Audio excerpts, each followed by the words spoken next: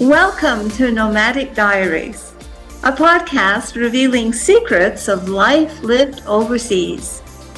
We use storytelling to deliver insight and information on what it takes to live, love, move, and travel across the globe. Our guests are professionals from the world of global mobility.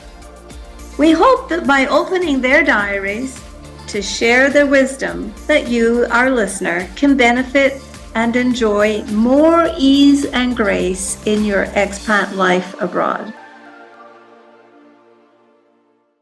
Good morning, good afternoon, or good evening, wherever you are, dear listener. And thank you for listening to Nomadic Diaries. Welcome. My name is Doreen Cumberford. I'm one of the hosts of Nomadic Diaries, and I'd like you to meet my partner, Sharon Fields, who is the other host of Nomadic Diaries.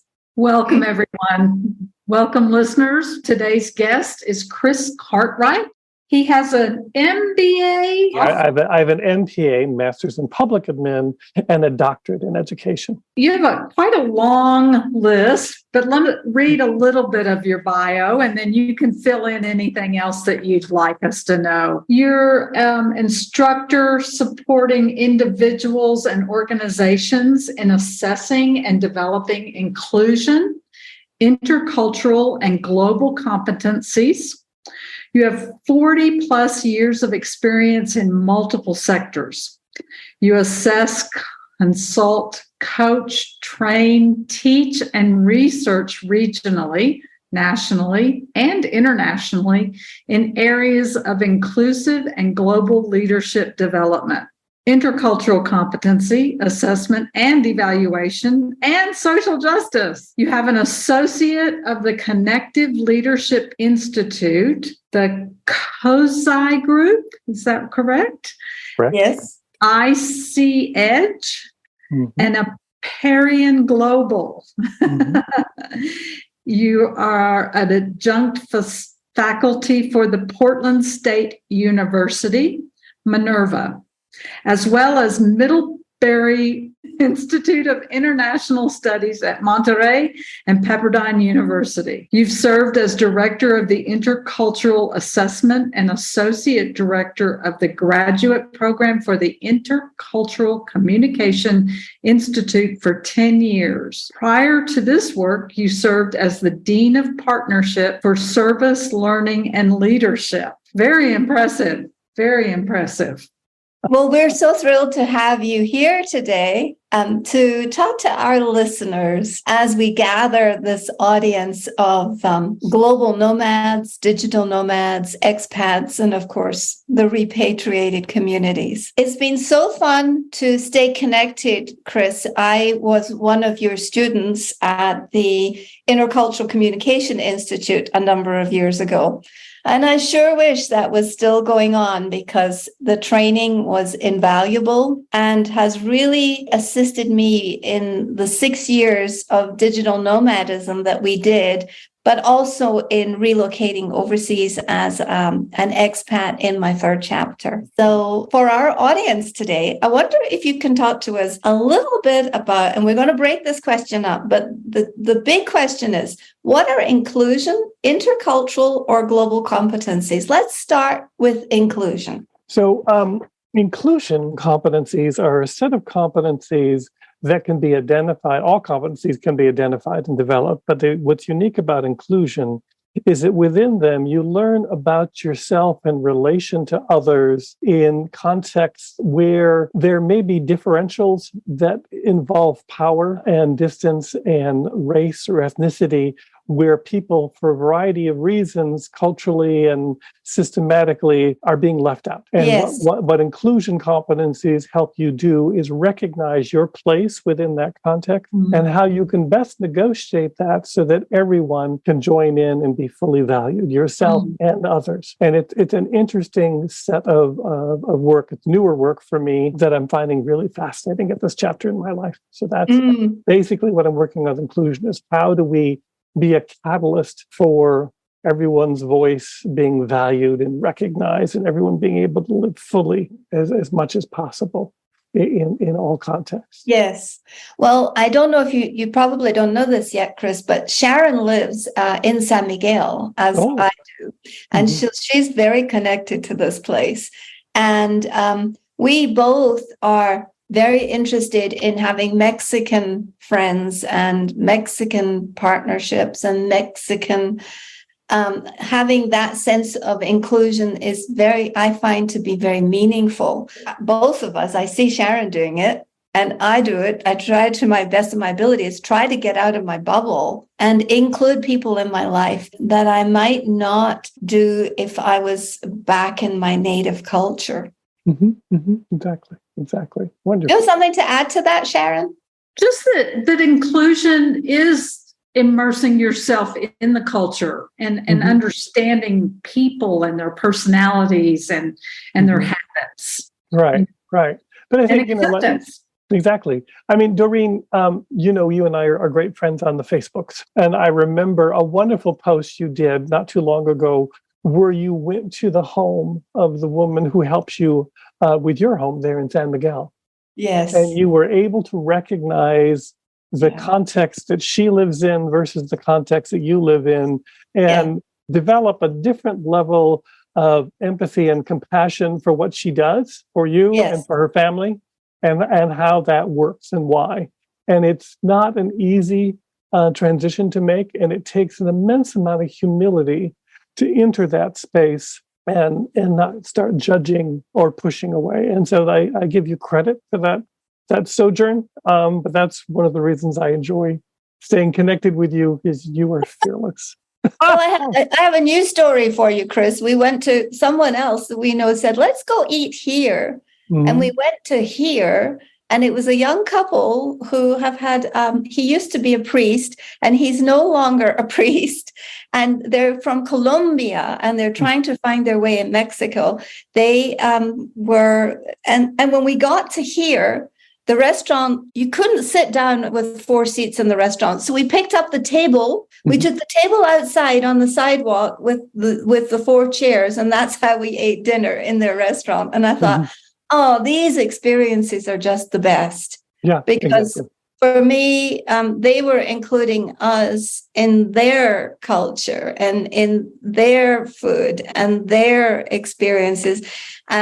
So that's going to be kind of an interesting place to expose other people to. Yeah, and that's that bridging, that learning to recognize those power differentials and really reading other people and finding out what's going on here and why, and helping people make those connections, because it's a personal journey, it's a relationship journey, and it's a bridging journey. Yes. So true. There's a lot going on. And I think as expats, it's our job to, I think, pass those experiences on and share them with each other in order that we can learn to be more inclusive, because it's not like a head thing. For me, it actually an event has to happen. This learning is highly experiential. You can't read about it or watch a video and get it. Yeah, exactly. Anything but. Everything but, right. So what about, talk to us about intercultural competencies, please. Sure. So for me, intercultural competencies is that ability to engage effectively across multiple cultural contexts. And again, all competencies are a matter of knowledge and attitude and skills. So head set, heart set, hand set, and how you bring those together. But you really, when you're working, and this frequently happens with global expats, you end up living or working with multiple contexts. And so it's learning about yourself. Who am I, and who am I in this context? And frankly, what impact am I having? And also, who are you? And what are you about? How do I explore this place, the history, the context, but also the people? It's also relationship building. It's a lot about, how did you learn that? That's not how I view that. It's learning to get multiple perspectives and go, wow, I've never looked at it that way, or said it that way, or experienced it that way, and really investing in those relationships. And then it has a lot to do with self-management, because you're going to be at risk. You're going to bump into edges. And when you do, you have to be willing to frame them as learning experiences and give yourself permission to make errors, Yes. and Yes. call the errors and go, oops, I didn't mean to do that. I'm sorry. This is this was my intention. This is what I really hope to be doing here, and to be able to learn from those. So those are the primary components of intercultural competence, and how I work with people to measure and develop that work. So And let's I get think back both to, of you have done that. well, we are attempting with this podcast to get that message out in order that there can be a deeper experience of that, but also an awareness. Because many of us, for me, for many years, I lived overseas, but I didn't really have the concepts of the levels of intercultural awareness and beingness. And I think when I took some of the courses, and it really shed a whole light. It was like peeling an onion. Because I want to go really back to that question to you. What about impact? Because we're beginning to see global warming as a huge impact. Do you think we're going to see impact in the future as a greater cultural conversation? I think it's already happening now. It's a matter of whether we're aware of it or not. I think that in the bubble that is Western culture, we're often not aware of how other people are viewing us and how they're discussing our impact on them politically, economically, environmentally, socially, etc., culturally. And so that's what we call a kind of the global mindset. It's learning to find multiple ways to learn about others. Like I would say here, I live in Portland, Oregon, okay? And we have a massive houseless population, one of the largest in the country, and it's really challenging. And someone will say to me, well, I want to learn about that. And I'll say, well, that's a good idea. There's a lot to learn here. It's very complex. And they'll say, well, what's the best way to do that? And I say, well, you need multiple points of view because there's no one way to learn about this. So you should talk to someone who's houseless. In fact, you should talk to multiple people who are houseless who represent different populations. Could be veterans, could be immigrants, could be families, but get some broad perspective. Talk to the shopkeeper whose tent there is in front of, or the neighborhood person. Talk to the business news, talk to the government officials. Get multiple perspectives around a situation. And if you want to go global, look at how people manage houseless populations in different parts of the world. What are their feelings? How do they respond to it? What type of services are in place and why? And you all of a sudden, if you practice that it's a practice. All this work is to develop a competency, is to incrementally practice something on a regular basis. If you do that on a regular basis, your construct of what is houselessness, who is houseless, who feels good or bad about it and why, and what are reasons it happens or that it can be mitigated or erased if possible, will change drastically because you made the effort to get multiple points of view. That's a great idea as well, to get the different points of view. And as expats, or I still call myself a traveling nomad, but it is important. Don't just get the points of view or the information from the Airbnb host. Go out and talk to the people working in the restaurants, or the taxi drivers, or the really boots on the ground people. Exactly. You'll get a very different perspective, and learning to seek and value multiple perspectives changes who you are, because your mindset and your skill set changes, and the relationships you develop in that process shifts how you engage yourself and that place that you are engaged in. And you begin to experience it more fully. And you get to experience yourself more fully. I will share this just little tidbit about myself, is that I moved to San Miguel de Allende and I'm a full-time house and pet sitter. So I came with the intention to house sit here for a little bit. And then ended up in a relationship with a local Mexican man. Wow. And we have developed that relationship as starting out as friends. And so it has really changed my perspective on the Mexican people that have gone to the US. They've worked there, they've spent years there, and then they either come back on their own because they realize that life is not that great and how they're treated. And also they might be deported for such small incidences that you wouldn't think they'd be deported for. But it is very interesting to get a perspective from someone who is Mexican but spent 20 years in the US and is now back here enjoying the simple life and the simple things in his life. Isn't that great? And also what's really interesting is your partner's perspective on what was going on in the US, because you may have been at the same restaurant or the same concert or the same grocery store at the same time. But what he's experiencing and you're experiencing are totally different. It's culturally bounded.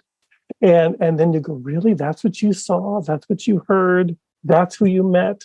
And that's really, really valuable because we have blinders. We have a habit of seeing the world the way we see it. And we're not aware that we're not seeing. I use a children's book called Fish is Fish by a lovely author named Leo Leone.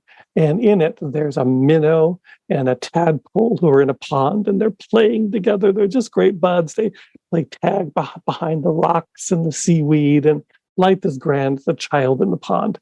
And eventually they mature, and the tadpole, of course, grows legs, and he goes out and he starts exploring the world outside the pond. And he comes back and he starts explaining all the fascinating things that he sees in the other world to his buddy, the fish.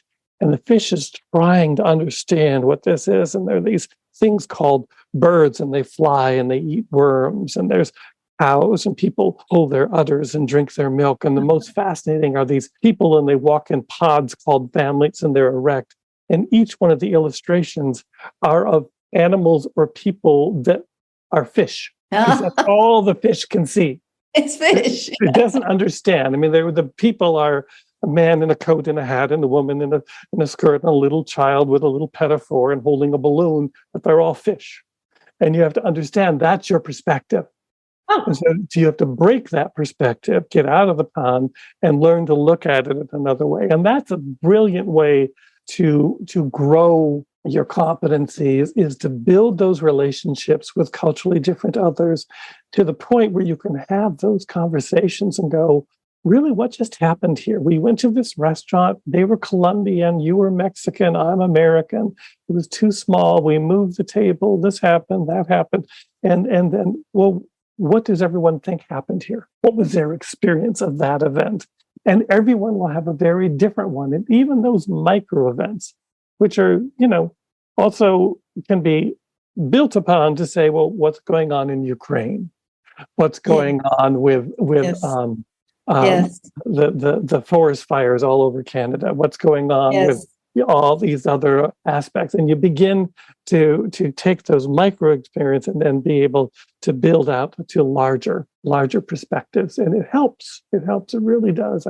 It's a constant form of learning. Curiosity is what feeds this work. So curiosity is one of the tenets that feeds the intercultural soul, or I liked the term that you used earlier. I think you said the global mindset. Yesterday, we interviewed a woman yesterday who talked about the work that she does constantly to maintain an international mindset when she is back home, and her home happens to be the US. And so I'm wondering, how do you develop the motivation and the focus to do this? As let's say you're you're considering moving overseas, or you already have moved overseas, or have lived overseas and are feeling a little bit blah. Mm-hmm. Can you give us some tips or secrets as to how you stay motivated? I think you're going to say something about the process, but can you talk to that, please? Yeah, what I often say to people is, learning this work is a practice. You're learning a practice. Each of us have studied a language, maybe an instrument. You mentioned earlier that you've recently learned pickleball. Okay, you don't do these without practice. It takes some time to get to them. So it is a practice. And I look at all this work, frankly, living fully in life as a practice. And so then it's a matter of being conscious and mindful of the practice and seeing what really intrigues you about other aspects of the world that you miss because you're no longer in that context or are important because you were assigned to work in this context. There's so many ways, but it's a matter of what's important to you. And then zero in on it and turn it into a micro practice. So it's something that you literally can do for 30 to 45 minutes a day. And it's something you do. You say, every morning I get up and I scan 5 different newspapers, Der Spiegel, Al Jazeera, the one from France, the International Herald Tribune, whatever it is. But I look for certain key pieces of information because I'm studying about, and it becomes a practice. I had a student who was frankly terrified of food. She only liked Asian food. She was from China. And so we spent 10 weeks studying food, and she had to practice eating different foods. I kid you not, one day she took a picture with her phone of a tomato on a plate. And she said, someone put this in front of me. I took a bite. It is red and round. I took a bite. I do not like it, but I tried it. Love it. You know what I mean? And it was like, it's just that practice of that she was interested in food. Others, it may be other things, leisure activities, etc. It's a matter of what intrigues you that will get you motivated to do it yourself. I can't tell you, go study food, because if you already like food, that's boring. But if it interests you, then do it. And then that's great advice. That is such great advice. Yeah. Because yesterday, a dear friend of mine from Saudi Arabia, he was our daughter's horse instructor, but he's now in the recreation part of Saudi Aramco. And he was home visiting France, and he bought a very expensive Italian bike. And he's a huge biker. He does all those marathons and triathlons. He's a real triathlete. But his bike had not arrived in Saudi Arabia. And he wrote about, his bike came a day or two later. And I said, it's when the passion arrives, or the things that you love arrive. That's when you're home. Yeah. And that's part of the repatriation process. It's part of the expatriation process, is when you find your passions and you find things that you connect to deeply. That's when it works. So that's fabulous. That is just super advice. But I want to leave one other step that is essential, is you're setting a SMART goal. So it's not only, this is my passion and I'm going to learn about it, and I'm going to experience it. But it's become a practice. You're going to do it regularly, because you're not going to pick up the piano by cramming on the weekend. And more importantly, you need to be accountable. So you need a partner, at least a partner, who you say, I'm learning this, and you report to them. It could be a coffee date. It could be a quick email. It's somebody that you are close enough to and trusting that they will, in a non-judgmental way, go, good. Or, I skipped 3 days. Why did you skip 3 days? Well, this happened and that happened, but you told me this was your passion. So what are we going to do to mitigate those issues and get back to this? And so it's a matter of setting the goal, beginning the micro practice, and being accountable to it so you stay on it. And in my work, what I have found is that I've seen remarkable growth on really, really complex issues that people in expatriation or global work are dealing with, that they made amazing progress and reframed all sorts of things by really focusing and deciding this is important to me. I will focus on it. And humans have an amazing capacity to learn and grow, but you have to be willing to cultivate and nurture it. And frankly, some discipline. Oh yeah, yes. Discipline and focus. Discipline, focus, accountability. Thank you. Definitely. Because all of these things are required. you also gave me another thought I had was one of my practices, well, some of our practices is as humans that is really natural for many people who choose not the nomadic, but let's say the rooted expats. And one of the things that they do is we collect things. So when I was setting the table this morning and I was looking, and there was something representative from Syria, Mexico, Saudi Arabia, Iran, and another country, Italy, I think. Mm-hmm. And all on the table. And I was like, wow, this is my life story. So every day I walk around my life story looking at things. And when we tried to give everything away last year, there were just some parts of my story I was not willing to give away because I realized that is a practice of being global, staying international, and staying connected to these people like my friend in Saudi Arabia, and I have a Saudi Arabian door in my hallway. So it makes me think of him when I walk past it. And just those connections, I think, in the brain start to help us be, even although we think it might be trashy, just the act of collecting a little bit, I think is really good for the soul. Because it helps us sew those places together and the experiences together. Wonderful. Thanks for sharing that. So just an idea. Talk to us about global competencies. What kind of global competencies do you think we need? Well, the global competencies are very much like the intercultural one, but they're what I call on steroids because they become more important. So, say for example, you have to have a deep amount of understanding of your own identity. Who am I? What do I bring to the world? And how did I come here to this place?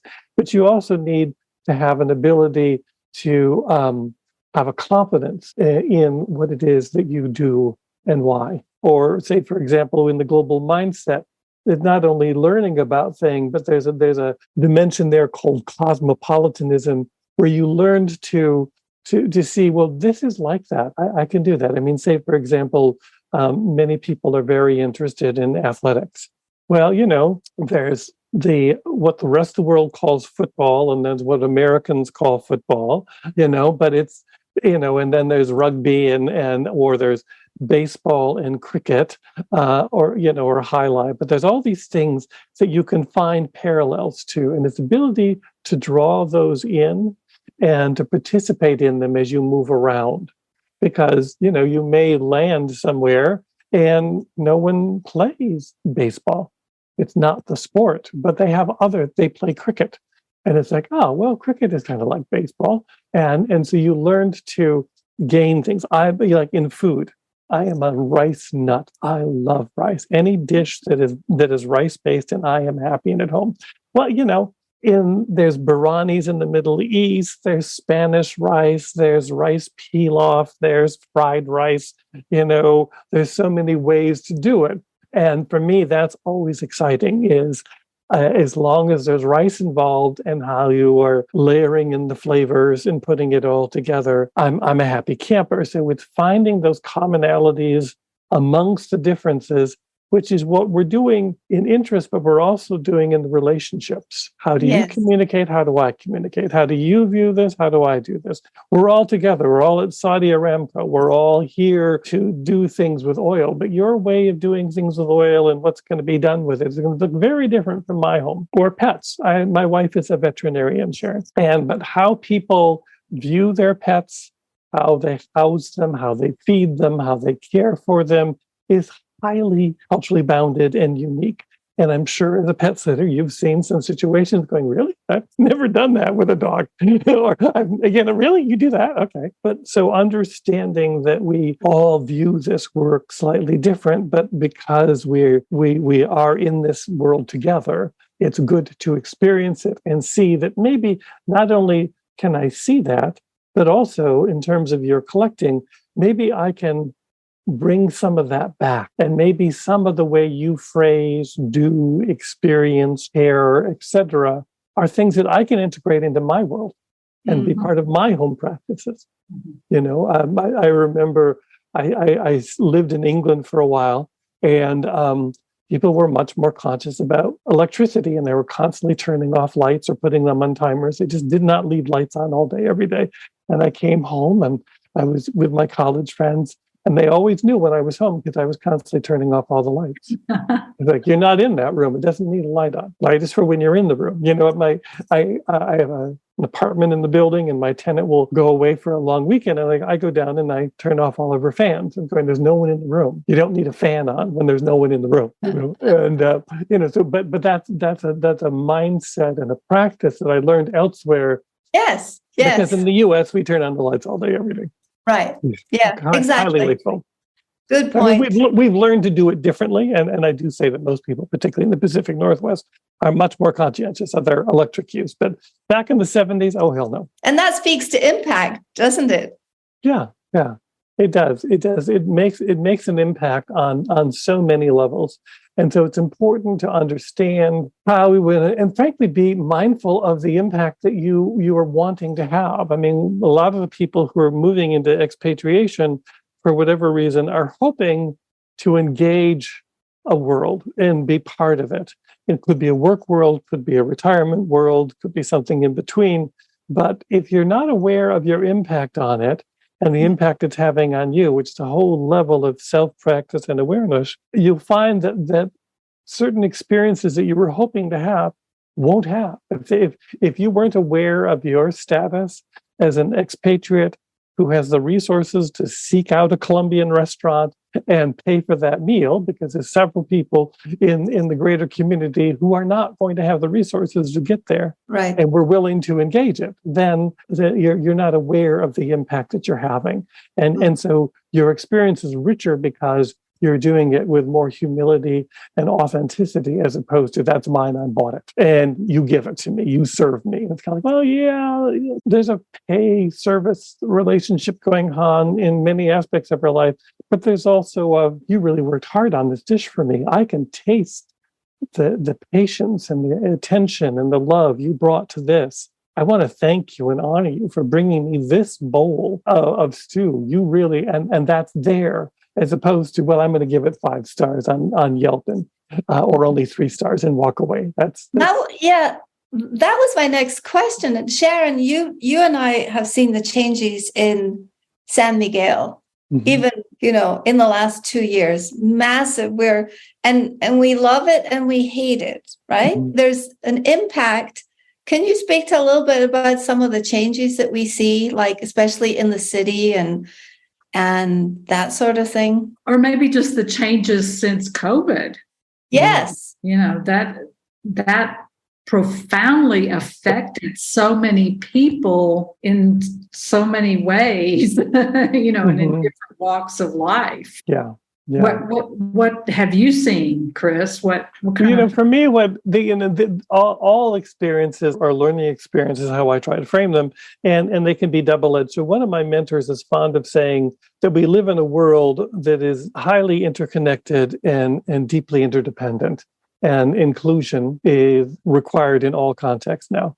And I think what the pandemic did for me, I can only speak to my own experience, is that I now know how interconnected I am. I mean, who knew that a virus people started experiencing at the far end of the world would make it to my neighborhood, to my family? I lost a family member to COVID, a very early victim, a brother-in-law, sweet man.